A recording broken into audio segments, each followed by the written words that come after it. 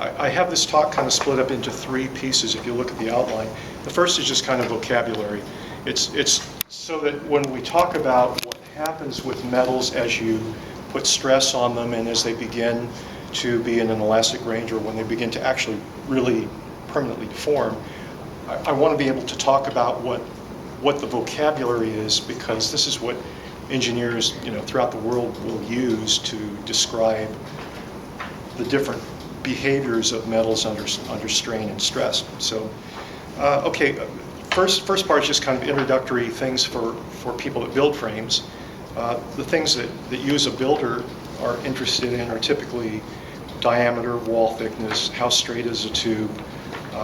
Wall concentricity is probably a thing that most builders don't talk about, but it's something that has a great deal of influence on the reliability of a tube. And that's basically if you had a center line through a tube and then you measured the inside diameter and the change of radius. It's kind of a way of measuring the wall thickness in an odd way. That's how we get our measurements for it.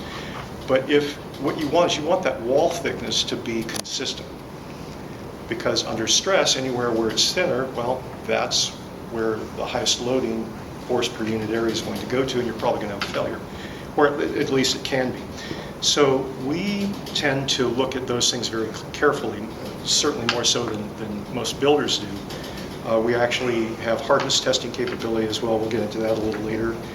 And then I think the next thing we need to talk about is tensile numbers.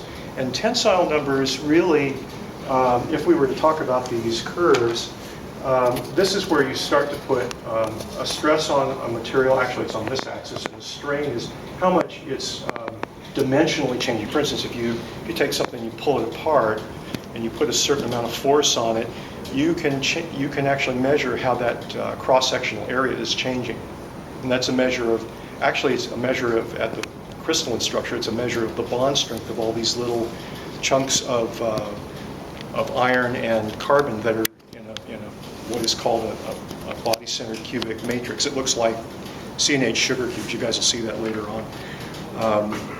So one of the things that we like to talk about is tensile, and for most of the tubing that's available on the market currently, here,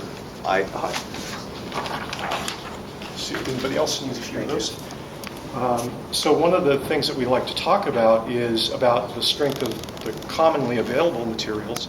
Some of those are chromoly, and if you're talking about certified aircraft tube that you buy from one of the guys to build aircraft, it starts at about 85,000 KSI, or 85,000 pounds per square inch. The stuff that we sell that's made into butted tubes has some cold work, which is the good side of this part of this that we're going to talk about a little bit later. And those tubes will start at around 110, 115,000, and they can go up or down a little bit.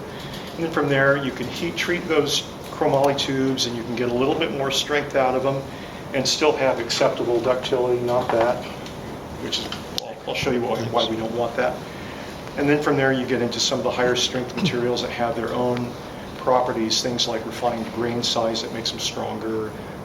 They have other constituents that glue the grains together a little bit better, and that's how you come up with the so-called air-hardened steels, for instance.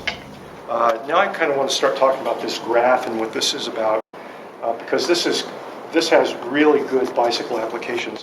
When you're riding along on your frame and you're going over kind of a rough road, your frame is actually doing some movement. We've all seen it, in particular in fork blades, they're moving. Well, all of that kind of movement is happening in what is called the elastic range of a metal. And all that really means is that when you have a given force that pushes against it, it bounces back. It's not permanently getting bent out of shape, for lack of a better word. Where we get concerned, of course, is where we get to the limit of what that will come back to. And this is what is referred to as either a proportionate limit or a yield point. It means that the material has plastically deformed. It's stretched and it's not going back. So when we're looking at stress and strain, these are the two. This is strain. This is force per unit area. So what that means is when I pull on this, it gets smaller, but as long as I stay within this elastic range, it will come back like any other spring will. And in fact, that's a really good way of talking about it is whether you're talking about stress, strain in tensile or in compression, the two are essentially the same because you're talking really about the bond strength of these things at a microcrystalline level. Let's talk about yield. We did a little bit with that. What engineers do throughout the world is they use a factor here. This is a slope, and the slope of all these lines for steels are the same as M, if you want to call it that. And when this elastic range starts to go to classic, where material starts to fail, you have to have a way of defining what that point is so that everybody can talk and say the material failed.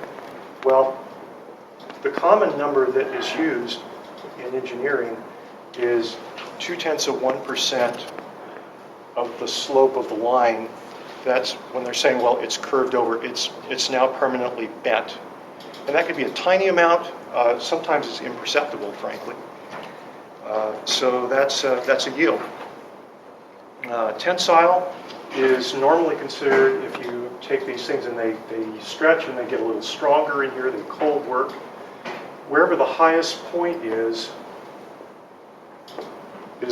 when you see a manufacturer and they quote tensile, they're quoting this number. It's the highest possible number, whether it's brittle and it broke, or it stretched and it got a little stronger, or it was ductile and it stretched a lot, but it did get a little bit stronger. It doesn't matter. They're always going to quote that highest number. That number has some meaning, but without knowing some of these other things, it doesn't tell the whole story.